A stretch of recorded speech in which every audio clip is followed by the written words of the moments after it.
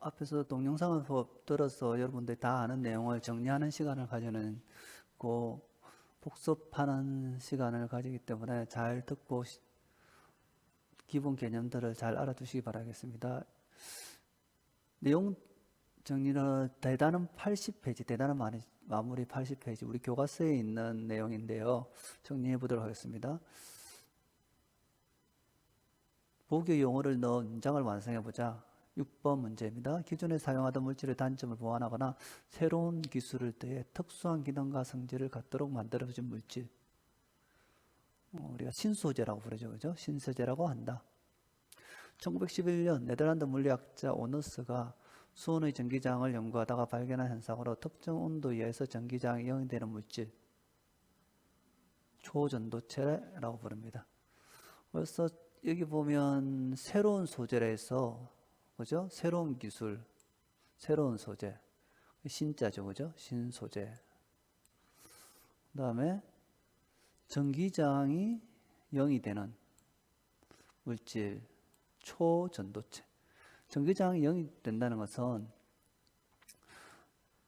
전도성, 도체의 성질이 강하다는 거죠. 그래서 아주 강한 도체다. 그래서 초전도체.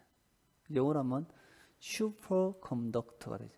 컨덕트에 슈퍼가 붙어 있는. 여러분 슈퍼맨 알죠, 그죠? 그런 슈퍼가 붙어 있는 상태. 그래서 전기장이 0이 되는 아주 전도성이 좋은 물체를 초전도체라고 부른다. 자, 문제를 풀어보겠습니다. 대단한 마무리 80쪽 그 뒤쪽에 있는 8번 문제. 초전도체 교과서에 있는 내용입니다. 대단한 마무리 교과서 80쪽 뒤쪽에 있는 8번 문제입니다. 초전도체의 온도에 따른 저항 변화 그래프로 가장 적절한 것은, 초전도체는 특정 온도 이하에서 저항이 0이 되죠. 그죠? 그래서 이 특정 온도 여기인데 요 아래쪽으로 가면 다 저항이 0이죠. 그죠? 이쪽은 다 저항이 0이다. 그래서 이걸 우리가 초전도체.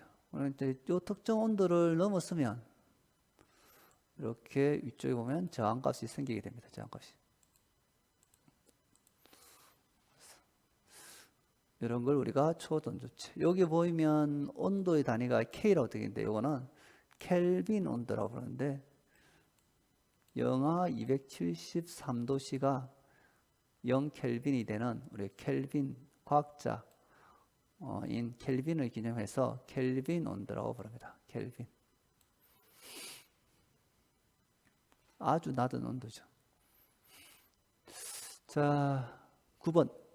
그림은 탄소 원자가 육각형 모양으로 결합하여 한쪽으로 펼쳐져 있는 신소재를 나타낸 것이다. 그러니까 지금 탄소, 흑연과 같은 이런 물질을 얇은 한쪽을 이렇게 한 단면만 이렇게 잘라내면 뭐가 되냐면 이렇게 한 층으로 이렇게 2차원적인 소재가 되는데 이 소재가 무엇이냐는 겁니다.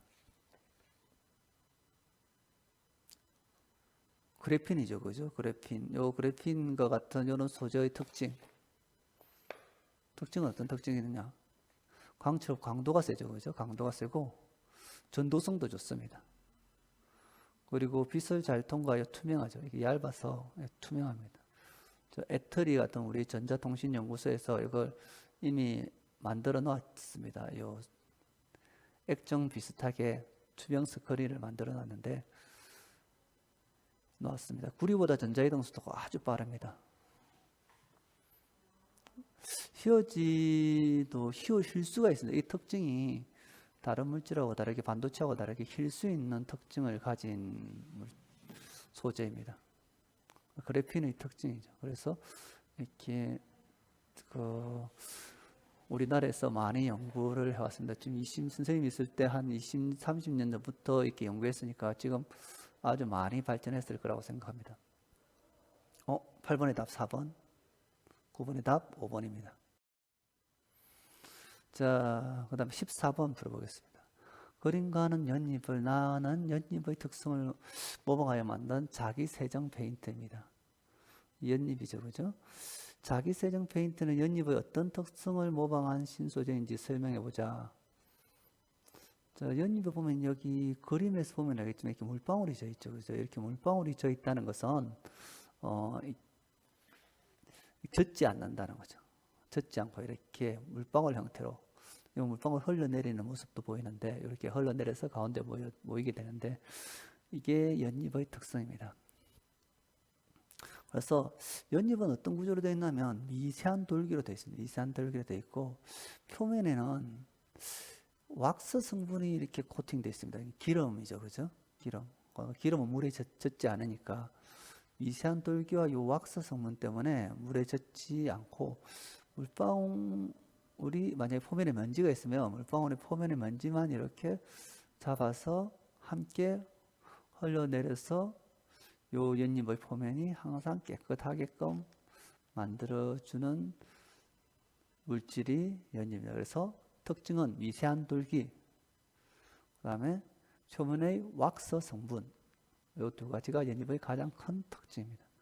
그래서 이걸 모방해서 자기 세정 페인트를 만들면 자기 세정 페인트로 칠한 그 위쪽에 있는 먼지들은 간단하게 먼지만 이렇게 쉽게 제거될 수 있다. 즉 먼지들이 잘 안 달라붙는다는 것입니다.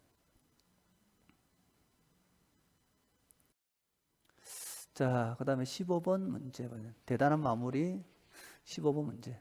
그러면 이제 3D 프린터로 출력물 밑에 보면 이렇게 집 모양 있죠. 그죠? 이런 거라든가 이런 장비들을 제작할 수 있는데 3D 프린터로 출력물을 제작하는 것입니다.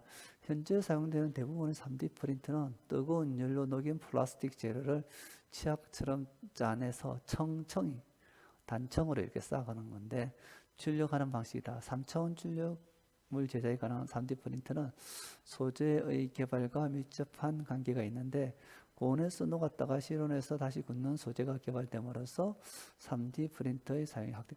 그래서 녹인 다음에 이렇게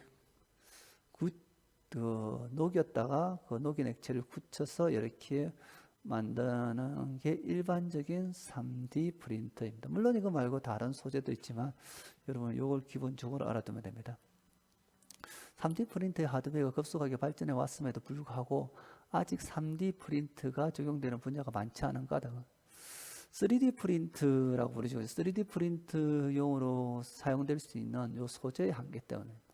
아까 말했죠. 그죠? 지금 아직까지는 주로 플라스틱만을 사용하기 때문에 요 적용 분야가 그렇게 많지는 않습니다. 물론 다른 소재, 돌이라든가 금속 이런 소재가 이제 점진적으로 개발하고 있고 지금 연구하고 있는 단계이기 때문에 빠른 시일 내에서 새로운 많은 3D 프린터들이 나오지 않을까 싶습니다. 자, 미래의 3D 프린터에 사용될 수 있는 소재의 특성에 따라 이용할 수 있는 분자. 세 가지 정도를 예를 들어봤는데 첫 번째는 만들어진 뒤 시간이나 환경 조건에 맞게 이제 모양이 변하는 소재. 시간이 지남에 따라 자기가 원하는 모양으로 변한다든가 환경에 따라서 여러 가지 모양으로 변한다든가 이런 소재가 있고 그 다음에 특정 온도에만 녹는 신소재 금속 분말. 그러니까 이제 플라스틱을 사용하지 않고 금속을 녹여서 금속 소재를 만들자. 그 다음에 생체 조직에 거부감이 들지 않는 소재, 이것도 많이 연구하고 있는데, 이게 이제 3D로 만드는 소재들을 우리 이제 생체 조직에 넣는 거죠. 그러니까 우리 뼈라든지, 이런데 골절, 뼈죠, 그죠? 뼈에 사용할 수 있게끔 인공관절로서 이게 지금 만들 때 가장 큰 문제점이 이제 생체 조직의 거부감이거든요. 그래서 거부감이 들지 않는 요 소재를 만들어서 이용하면 차세대에 큰 우리나라의 경제 성장에 큰 영향을 미칠 수가 있을 것 같아서 신소재는 많이 연구하고 있고 3D 특히 여기 3D 프린터 분야에도 연구를 많이 하고 있습니다. 여러분 어디나 가든지 과학관에 가면 흔히 볼 수 있을 겁니다. 요즘엔. 자, 서술형 문제 한 문제만 풀어보도록 하겠습니다. 초전도체 위에 자석을 놓았을 때 자석이 떠 있는 모습을 나타내요. 지금 밑에 뭐가 있냐면 지금 요 초전도체 위에 자석이고 밑에 초전도체가 있는데 지금 여기 안개처럼 보이는 건 뭐냐면 드라이아이스를 보아서 그렇습니다. 초전도체는 보통 아주 낮은 온도 뭐 영하 180도라든지 또는 영하 100도씨 이하에서 주로 작동하기 때문에 지금 여기 스티로폼 안에 초전도체가 들어있고 거기에 지금 액화질소를 부어서 액화질소가 지금 기화되는 모습이 지금 연기로 나타나 있고 밑에는 초전도체가 있고 위에 자석을 둬서 자석을 띄우는 예입니다. 자, 자기부상열차는 초전도체의 어떤 특성을 이용하는가? 자, 초전도체는 특정 온도 이하에서 저항이 0이 되는 물질. 자, 저항이 0이 된다. 여기에 이제 큰 의미가 있는데 전류를 흘리게 되면 그 전류가 이 전기 에너지가 저항에 의해서 열이나 이런 다른 에너지로 발생하지 않아서 그 전기가 모두 자기장을 만드는 데 사용될 수 있기 때문에 강한 자기장을 만들 수 있습니다. 대부분 구리도선도 철이나 모든 물질이 저항이 있습니다. 저항. 그래서 저항이 있다는 것은 열이 발생해서 에너지 손실을 가져온다는 건데 이 저항에 의한 에너지 손실이 없기 때문에 강한 자기장을 만들 수 있고 임계온도 이하에서 내부 자기장이 그러니까 임계온도 그죠? 임계라는 것은 어떤 결정적인 크리티컬이라는 뜻인데 아주 경계가 되는 결정적인 온도 이하에서는 내부 자기장이 없어지고 외부 자기장을 밀어내는. 그래서 지금 자기장 내부에 이렇게 초전도체 내부에는 자기장이 없지만 외부의 자기장이 이렇게 밀어내는 마이서너 효과가 생깁니다. 초전도체 주위를 감싼다는 개념으로 알고 있으면 됩니다. 안에는 내부에는 자기장이 없고 초전도체 내부를 이렇게 감싸는 식으로 자기장이 생기는데 이 자기장이 자석을 띄울 수 있고 쉽게 설명하면 자석을 밀어내는 방향으로 자기장이 생긴다 이렇게 되는 거예요. 그래서 원래 자석을 밀어내는 쪽으로 자석이 N극이면 초전도체가 N극이 되어서 밀어내게끔 된다. 물론 홀극, 하나의 극은 될 수 없지만 어쨌든 자석이 N, S 이렇게 되면 자기장이 마이너스 그 초전도체의 자기장이 아래에서 위쪽으로 이렇게 되어서 이 자석을 밀어낸다는 거예요. 그래서 자석의 자기장과 반대 방향으로 생김으로써 이 자석을 띄울 수 있는 효과가 있다. 그래서 이러한 게 자기부상열차에 사용되는데 차량을 레일 위에 띄어서 움직이기 때문에 마찰이 없게 되죠. 그죠? 마찰이 없어서 아주 빠른 속도로 달릴 수 있다. 마찰이 있으면 이제 속도가 느려지니까. 마찰이 없어서 빠른 속도. 어쨌든 이게 초전도체입니다. 그죠? 그거 알아둬야 되죠? 초전도체는 전기저항이 0이 되는 물질이고 어떨 때 특정한 온도 이하에서 임계온도 이하에서 전기저항이 0이 되는 물질이고 강한 자기장이 생기는데 이 강한 자기장은 어떻게 된다? 밀어내죠. 그죠? 강한 자기장으로 밀어내는 마이서너 효과.